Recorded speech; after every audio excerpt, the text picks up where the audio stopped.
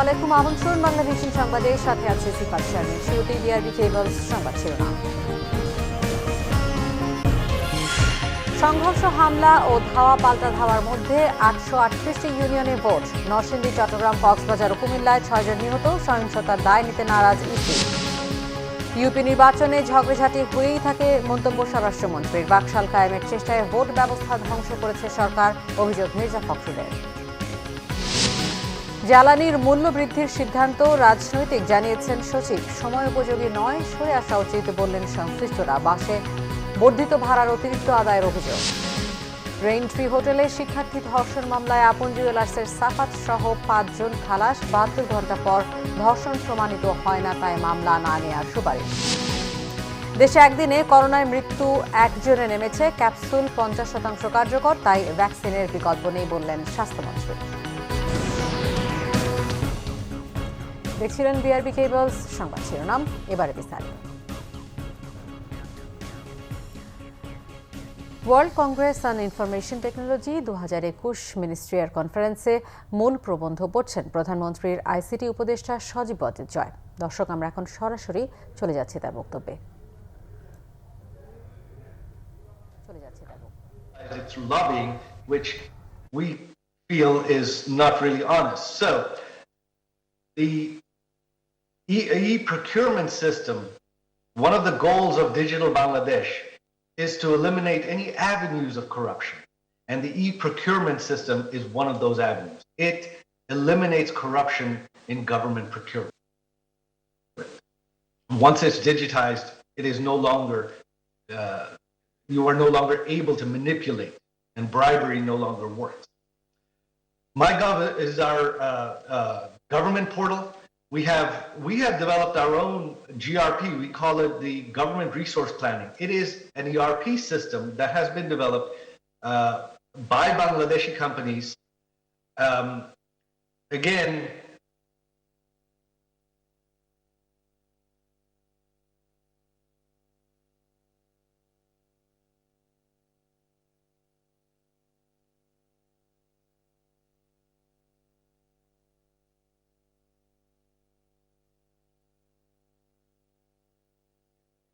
and so the government of Bangladesh, in collaboration with our private sector, we have developed our own GRP software, which we are happy to share with you.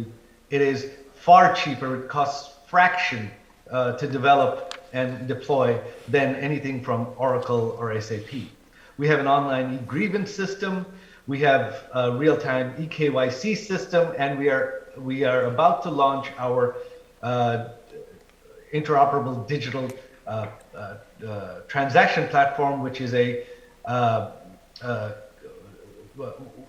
which targets the fintech industry to allow all the various fintech players and banks to interoperate with each other.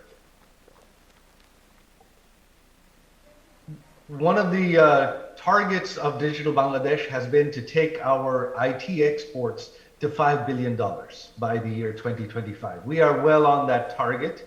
As you know, Bangladesh, we are mostly known for our garments industry. My goal is that eventually our IT exports will exceed our garments exports, and we are well on target in various sectors. Here are some of the examples. I won't go through all of them, but one of the things I would like to mention, I wish I had thought to grab that, is that, but it would not be as visible on a Zoom call, but I was sent a smartphone that has been designed and built by a Bangladeshi company. Mind you, this is not outsourced. Samsung is already assembling their top-of-the-line Note smartphones in Bangladesh. This is a smartphone developed by and designed, built by a Bangladeshi company, which when I showed it to my friends here in the US, they couldn't believe that was not built by Samsung. It is that good. So I believe that Bangladesh will be the next exporter of smartphones, of various other IT services. And we are going to compete very soon with the likes of Samsung and other Korean and South Asian companies. We, besides the export sector, we have a huge startup. The IT industry in Bangladesh has really exploded in servicing the domestic market. Our domestic use and domestic consumption has skyrocketed, so far beyond what the export potentials are. And today in Bangladesh, we have many, many startups that are now being considered unicorns. You see, one of the things Bangladesh has, one of the big, big advantages Bangladesh has, which most countries do not, we have the 8th largest consumer market in the world. We have the 8th largest population in the world. And with the developing economy, with us being a middle income country, we now have one of the largest middle classes in the world. And so these startups really skyrocketed, especially during COVID. You have some of these valuations that are shown here. I don't believe they're valuations. I believe they're probably earnings, because their valuations are 10 to 20x of these numbers.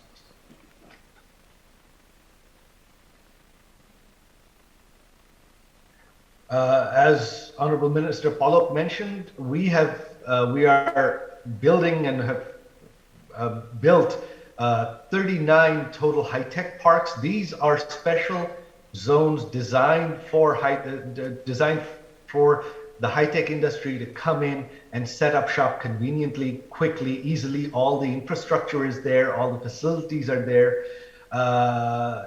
As we mentioned, many of our local companies that are producing high-tech goods are there already. Some of the likes of Samsung are there already. And so we invite investments from your countries, companies from your countries who are looking to set up factories or offices for IT development, IT products, and IT exports that need the readily available infrastructure to come here.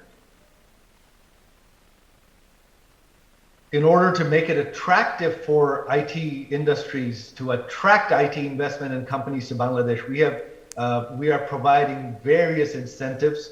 IT companies have a 10-year tax exemption, 12-year tax exemption for developers. There are no limits on foreign ownership or profit repatriation. There are no customs duties. There are no duties on import of equipment and machinery for the IT industry, especially in these high-tech parks. So we have made it as attractive as possible for foreign investors. And I would like to invite the likes of Samsung has already set up assembly plants. LG has set up plants. I would like to invite all the others who are currently in other countries that Bangladesh has a lower cost of labor, lower cost of operations, and we are already one of the largest exporters of, well, right now garments, but we have the infrastructure for one of the largest export operations in the world. So we invite you to Bangladesh to set up shop, to start exporting. My belief is within the next 5 to 10 years, rather than seeing, say, made in Vietnam, made in China on your smartphones, on your hard drives, you will see made in Bangladesh.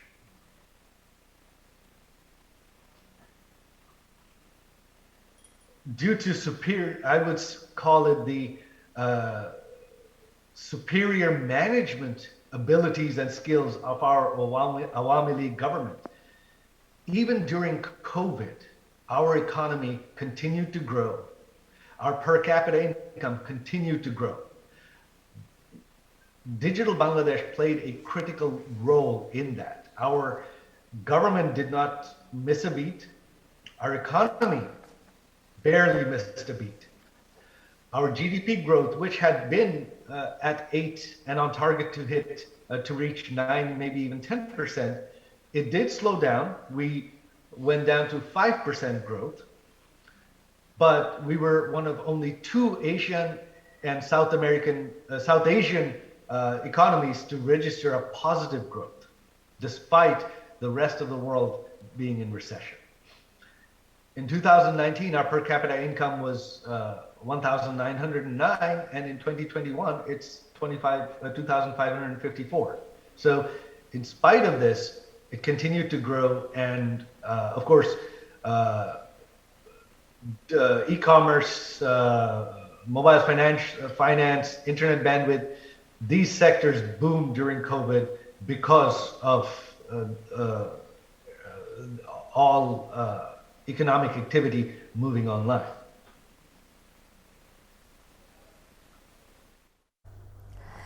দ্বিতীয় ধাপের union পরিষদ নির্বাচনে বিভিন্ন জায়গায় সহিংসতায় নিহত হয়েছেন 6 জন। এর মধ্যে নরসিংদীতে 3 জন, চট্টগ্রামে 1 জন ও কক্সবাজারের 1 জন এবং কুমিল্লায় ঝরেছে 1 জনের প্রাণ।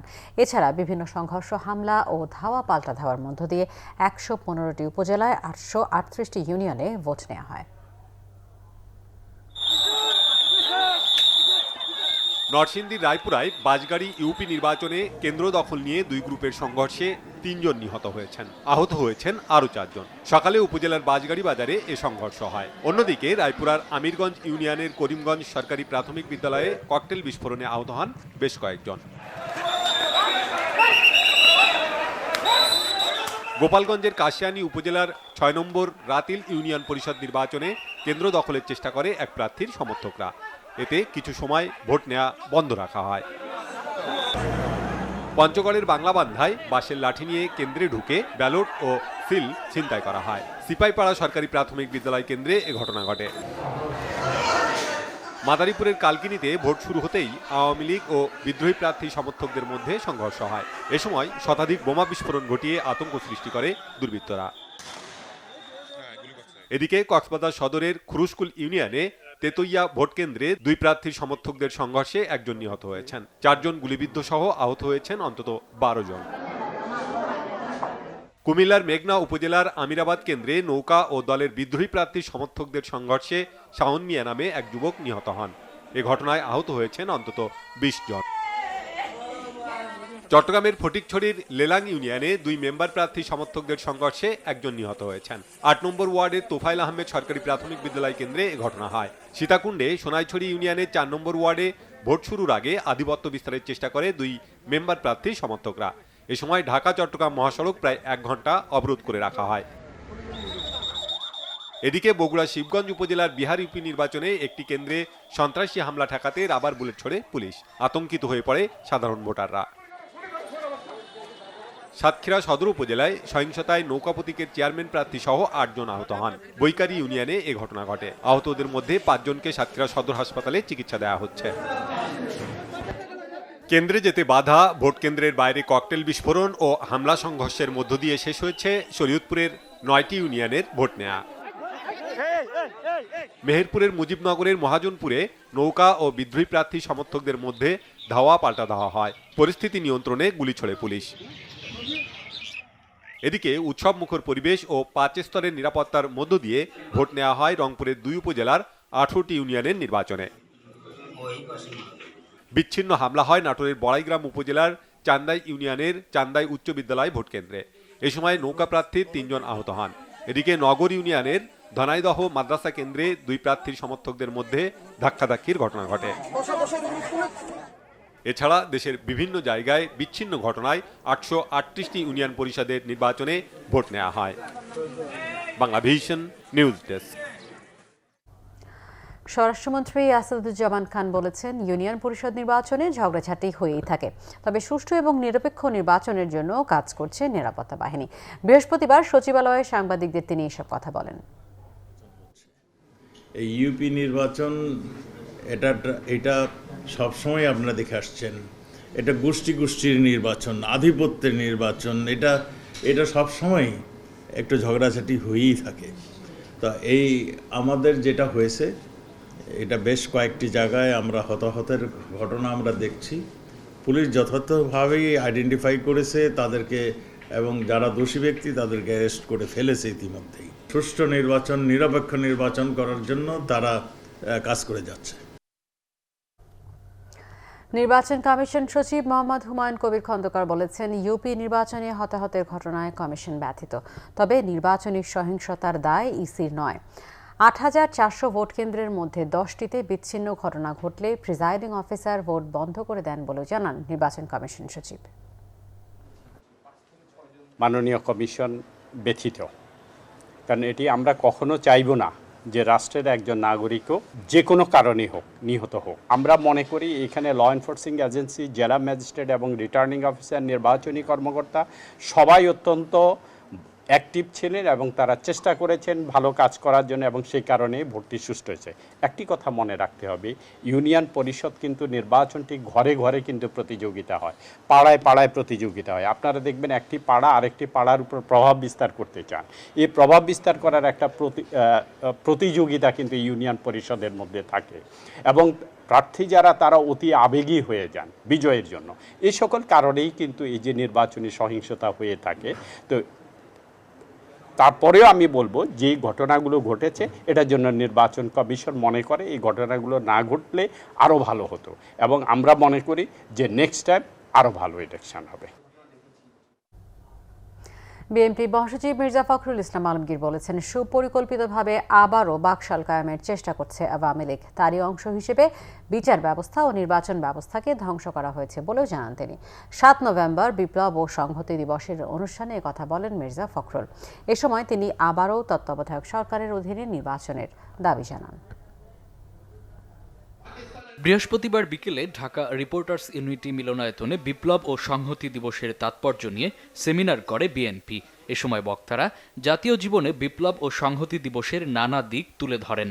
বলেন, মেজর জিয়াকে অসম্মান করতেই তার নামে বিষাদগার গায় আওয়ামী লীগ। জনগণের অনুভূতি বুঝেই মেজর জিয়া স্বাধীনতার ঘোষণা দিয়েছিলেন বলে জানান নেতারা।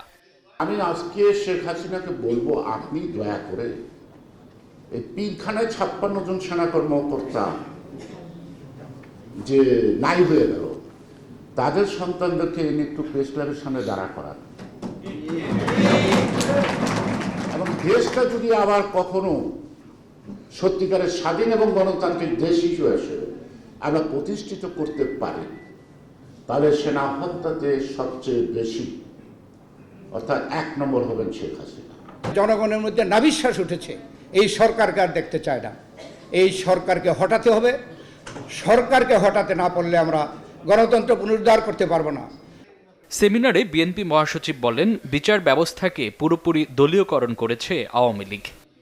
নির্বাচন ব্যবস্থাকে ধ্বংস করা হয়েছে, প্রশাসনকে ধ্বংস করা হয়েছে, এবং সবচেয়ে ভয়াবহ ব্যাপার যেটা, আমাদের বিচার ব্যবস্থাকে পুরোপুরিভাবে দলীয়করণ করে ফেলা হয়েছে। প্রধান বিচারপতিকে যেখানে আপনার 11 বছর আপনার সাজা দেওয়া হয়েছে, কোনো বিচারক আর সাহস পাবেন না যে সরকারের অন্যায়ের বিরুদ্ধে জনগণকে ন্যায়ের পক্ষে কোনো রায় প্রদান করার ক্ষেত্রে যেটা সরকার চাইবে না, সেই রায় তারা দেওয়ার পক্ষে তাদের জন্য বিপজ্জনক হয়ে দাঁড়াবে। বর্তমান সরকারের অধীনে কোনো নির্বাচনে না যাওয়ার এবং তত্ত্বাবধায়ক সরকারের অধীনে নির্বাচন দাবি করেন বিএনপি মহাসচিব। মামুন আব্দুল্লাহ, বাংলাভিশন, ঢাকা। আওয়ামী লীগের সাধারণ সম্পাদক ওবায়দুল কাদের বলেছেন, স্বার্থান্ধ ও সাম্প্রদায়িক অপশক্তির সাথে সমঝোতায় এখন বিএনপির রাজনীতি। দলটিকে দেশের নষ্ট রাজনীতির হোতা বলে উল্লেখ করেন তিনি। সকালে সচিবালয়ে নিজ দফতরে এক ব্রিফিংয়ে তিনি আরও বলেন, আগুন সন্ত্রাস, হেফাজতি সন্ত্রাস এবং সাম্প্রদায়িক সন্ত্রাসের যে নজির বিএনপি স্থাপন করেছে তা ফ্যাসিবাদীকেও হার মানায়। ক্ষমতার উগ্র বাসনায় দলটি উন্মত্ত হয়ে আছে বলে উল্লেখ করেন তিনি। জনঘনিষ্ঠ ইস্যুতে দূরে থাকার কারণে জনগণ বিএনপিকে দূরে সরিয়ে রেখেছে বলেও মন্তব্য করেন Obaidul Quader. BNP double standard নীতি সর্বজন বিদিত। তারা ক্ষমতায় যেতে চায় কিন্তু নির্বাচনে যেতে চায় না। তারা গণতন্ত্রের কথা বলে অথচ অগণতান্ত্রিক ও চোরাগুলি খোঁজে ক্ষমতায় যাওয়ার জন্য। তারা দিনরাত সরকারের বিরুদ্ধে বিষোদ্গার করে, অভিযোগ করে তাদের নাকি কথা বলতে দেওয়া হয় না। আসলে বিএনপির সক্ষমতা সাহস হারানো একটি দল। ডিজেলের দাম বৃদ্ধির সিদ্ধান্ত রাজনৈতিক বলে জানিয়েছেন জ্বালানি বিভাগের সিনিয়র সচিব আনিসুর রহমান। আন্তর্জাতিক বাজারে দাম কমে আসলে সমন্বয় করা হবে বলেও জানান তিনি। অন্যদিকে অর্থনীতিবিদ, ব্যবসায়ী ও খাত সংশ্লিষ্টরা বলছেন, জ্বালানির মূল্য বৃদ্ধি সময় উপযোগী হয়নি, তাই সরকারের এখান থেকে সরে আসা উচিত। দেশে জ্বালানি তেলের দাম বৃদ্ধির নেতিবাচক প্রভাব এরই মধ্যে দৃশ্যমান হয়েছে পরিবহন ও উৎপাদন খাতে। এমন বাস্তবতায় জ্বালানির দাম বৃদ্ধির ভবিষ্যৎ প্রভাব বিষয়ক ভার্চুয়াল আলোচনার আয়োজন করে forum for energy reporters Bangladesh. আলোচনায় বক্তারা বলেন, আরও কয়েক মাস তেলের দাম না বাড়িয়েই অবস্থা সামাল দিতে পারত সরকার, তাই দাম বৃদ্ধির সিদ্ধান্ত পুনর্বিবেচনা করা উচিত বলে মন্তব্য করেন তারা। এখনো পর্যন্ত জ্বালানির মূল্য বাড়ানোর পরেও ভারতে 100 টাকার উপরে, ডিজেলের মূল্য প্রায় 110 টাকা, আমাদের এখানে 80 টাকা। এখনো তো পাচারের সংখ্যা রয়েছে, কিন্তু ভারতে 110 টাকার ডিজেল ব্যবহার করে যানবাহন পরিচালনা করে ভারত পাকিস্তান কিন্তু গণপরিবহন বাড়ায়নি। জ্বালানি খাতে, বিদ্যুৎ খাতে একটা প্রতিযোগিতামূলক দর কষাকষি, প্রতিযোগিতামূলক টেন্ডার, প্রতিযোগিতামূলক ভাবে প্রকল্প দেয়া, প্রতিযোগিতামূলক ভাবে ট্যারিফ ঠিক করা, এই কাঠামোটিতে কিন্তু আমরাও কিন্তু ধীরে ধীরে যাওয়ার পক্ষে। কিন্তু আমাদের কাছে মনে হচ্ছে সময়কাল হিসেবে এটি মোটেই একটি যৌক্তিক সময় না। মূল্যবৃদ্ধির প্রস্তাব স্থগিত অথবা বাতিল করে প্রস্তাবটি বিবেচনার জন্য আইনানুগ কর্তৃপক্ষ বিআরসির কাছে ফিরিয়ে দিতে হবে জরুরি ভিত্তিতে। সেখানে গণশুনানি হবে, রিয়েলি বিপিসির মূল্যবৃদ্ধির প্রস্তাব আদৌ যৌক্তিক কিনা। শিল্পপতিদের ক্ষতিগ্রস্ত করে তাদের শিল্পকে ধ্বংস করে সরকারের কি লাভ বলেন? আমি বিশ্বাস করি সরকার সেই বিষয়গুলো অবশ্যই বিবেচনায় নেবে। আলোচনায় বিপিসি চেয়ারম্যান ও জ্বালানি সচিব বলেন, বিপিসি লাভজনক হয়েছে বলে নতুন নতুন প্রকল্প নেওয়া সম্ভব হচ্ছে। দাম বৃদ্ধির সিদ্ধান্ত সরকারের বলেও জানান তারা।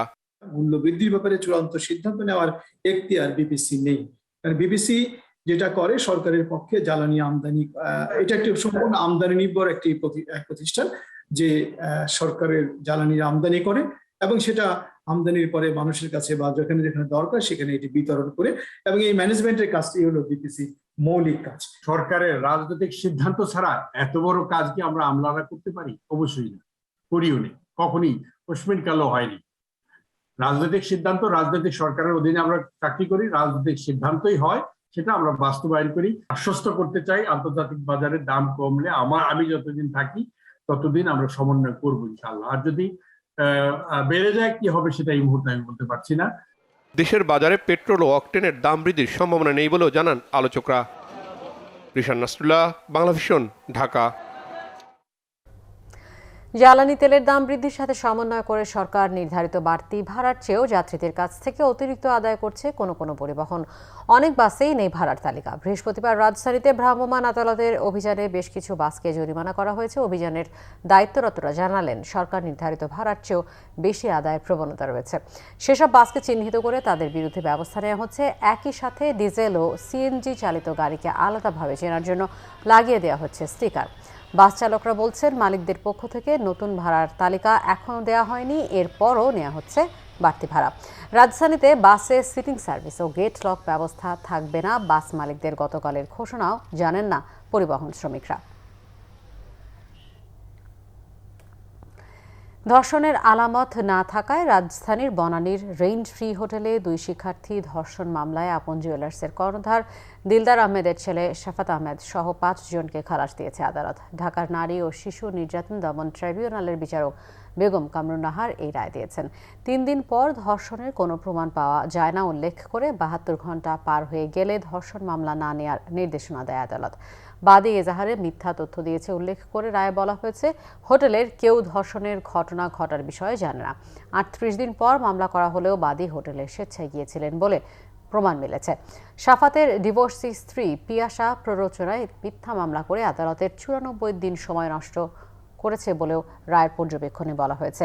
মামলার অভিযোগে বলা হয়েছিল 2017 সালের 28 মার্চ রাত 9টা থেকে পরদিন সকাল 10টা পর্যন্ত অভিযুক্তরা মামলার বাদী, তার বান্ধবী ও বন্ধুকে আটকে রাখে। বাদীকে শাফাত আহমেদ ও তার বান্ধবীকে নাইম আশরাফ একাধিকবার ধর্ষণ করে। দেশে করোনায় 1 জনের মৃত্যু হয়েছে। এ নিয়ে কোভিডে আক্রান্ত দেশে মোট 27,907 জনের মৃত্যু হলো। মৃত ব্যক্তি ঢাকা বিভাগের এবং তিনি পুরুষ। 19,544টি নমুনা পরীক্ষায় আরও 237 জনের করোনা শনাক্ত হয়েছে। এ নিয়ে দেশে করোনা শনাক্ত হয়েছে মোট 15,71,906 জনের। নতুন 231 জন সহ মোট সুস্থ হয়েছেন 15,25,892 জন। নমুনা পরীক্ষা বিবেচনায় শনাক্তের হার 1.21, শনাক্ত বিবেচনায় সুস্থ 97.71 এবং মৃত্যুর হার 1.78। বাংলাদেশে 2020 সালের 8 মার্চ প্রথম করোনা শনাক্ত হয়, আর এই রোগে প্রথম মৃত্যু ঘটে একই বছরের 18 মার্চ। করোনার নতুন ক্যাপসুল কার্যকরী হলেও এটা ভ্যাকসিনের বিকল্প নয় বলে জানিয়েছেন স্বাস্থ্যমন্ত্রী জাহিদ মালেক। বিশ্ব ডায়াবেটিক দিবস উপলক্ষে দৈনিক সমকাল পত্রিকা আয়োজিত গোল টেবিল বৈঠক শেষে স্বাস্থ্যমন্ত্রী বলেন, নতুন করোনার ওষুধটি 50% কার্যকর। করোনায় আক্রান্ত রোগীরা চিকিৎসকের পরামর্শে এটা খেতে পারবেন, তবে অবশ্যই করোনা টিকা সবাইকে দিতে হবে। স্কুল শিক্ষার্থীদের ভ্যাকসিন দেয়া প্রসঙ্গে স্বাস্থ্যমন্ত্রী আরও জানান, টিকার কোনো ঘাটতি নেই, সব শিক্ষার্থীদের টিকার আওতায় আনতে প্রচেষ্টা অব্যাহত রয়েছে। এছাড়া দেশে ডায়াবেটিস রোগীর সংখ্যাও আশঙ্কাজনক এবং এটা নিয়ন্ত্রণে সবাইকে সচেতন হবার পরামর্শ দিয়েছেন জাহিদ মালেক।